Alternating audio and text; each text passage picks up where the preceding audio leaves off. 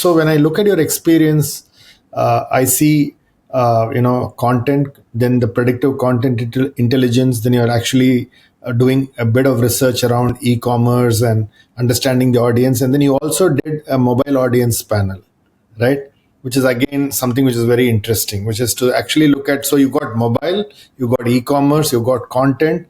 Suddenly, your ability to look at data, to look at digital across multiple devices is something that you would have instinctively picked up. Maybe you don't see it this way, but I think if you're able to build in then bring in the nuances, right? If you're able to bring in the nuances, then you then start applying it in any business, right? So is it, do you think it's important for a marketing professional to have a fairly important view of all of these capabilities, at least in some depth, so that when they start moving from one level to another, it gives them a perspective? Do you think it's important?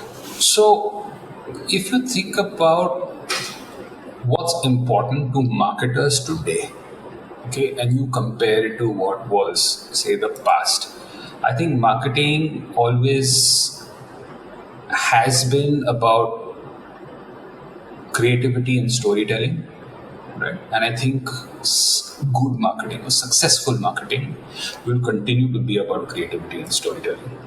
But it's also important for marketers to realize that what got you to this point today is not necessarily enough to get you to where you want to be. So as marketers, really, we need to kind of expand our own portfolio of understanding, right? A marketer today who doesn't understand analytics or behavioral science or even financial metrics, is kind of setting themselves up for irrelevance. I think today, to be a successful marketer, there are a few things you need to be good at, and if you're not good at them, really start kind of building up your expertise in at least one of these areas, so that you are you become a better marketer. First thing is pattern recognition, right? I think the best marketers are the ones who are able to spot cultural shifts before they actually go mainstream. Right? Think about when the iPhone was first launched. Right? When the iPhone was first launched, people say that the iPhone killed Nokia, or the iPhone killed BlackBerry. The iPhone actually killed 4 companies, right? There was Nokia, there was BlackBerry, there was Motorola, and I believe there was Qualcomm. So there were 4 companies that kind of just eventually were killed by the fact that the iPhone was launched. But there was another company that was actually able to spot like a fundamental shift that would come because of the launch of the iPhone that wasn't even in the handset business, right? And they were able to they were able to kind of be predictive about where it wanted to go, and today they're an incredibly successful company, right? This company did not even have a mobile operating system. That company was Google. Their business was search, right? And it still continues to be search and advertising. But in 2007, I think when the iPhone was launched, I think very soon after that, if you go back and read the case studies, it's really about how Google responded at that point in time. They realized very early on that there would be a switch from the World Wide Web to apps, especially mobile. And they were able to predict this shift. And what did they do as a result? They went out and identified someone who had a very strong mobile operating system, which was called Android, that they acquired. Right? Think of this, Google doesn't make smartphones, it's not their core business. Right? Yes, they have a Pixel today, but what percentage of Pixels is Google's entire business? It's very small. But they were able to identify that this was a shift that consumers were going to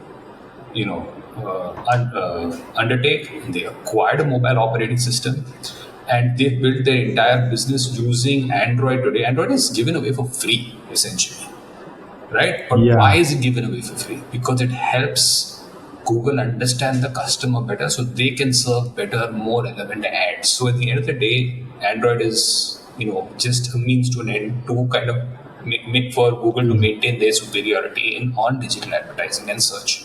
You can't open a mobile phone device and not see the Google search bar or the Google or the YouTube app, right? So pattern recognition becomes something that becomes very critical. The second thing I think that marketers need to start getting comfortable with, if they're not already comfortable with, is just this mindset of agility. I think marketers love to work off of a playbook, right? But all playbooks, especially now, have an expiration date, right? So you need to be able to test, to iterate, and to pivot quickly. You can't be stuck to a rigid 12-month plan or a 24-month plan and say, this is what I'm going to do because this is what the plan says, right? You need that element of agility, right? And the third thing I think that all marketers should strive for is, just an understanding of the business, the commercial acumen. If you can't articulate what is the cost of acquisition, what is the long-term value, what is the ROI, right? You're going to struggle as a marketer as you grow in your career to kind of justify marketing investments, especially when you're talking to leadership or to boards at some point. So these are kind of three things. You need to be able to kind of trend spot, look at patterns, be able to judge when the shift is going to happen. That comes from people watching and listening to consumers. You need to be agile, so that means being a little bit flexible in your mindset, not being too rigid, right? But I don't mean throw the baby out of the bathwater every time there's a new fad. Look at it. Really understand what is the implication it can have for your business, and then if you think it's going to be significant, work towards it, right? So build that agility in. 3 is understand your business, have that commercial acumen so that you can understand really what investments you're making within marketing, how it's actually going to benefit the business, right? Yeah, I think probably the one thing that marketers, like really good marketers or successful marketers have been able to do that is very underrated is what I call behavior shaping. Okay, if you think about it, really good marketers, they don't just sell a product, they're actually able to shift a consumer's habits. A product like shampoo, okay? Shampoo was not a daily use product. If you go back in time, my mother's generation, when she was very young, right? Her mother's generation, shampoo was not a daily use product in India, right? It wasn't until brands actually invested in habit formation through marketing that it became something that became much more daily use.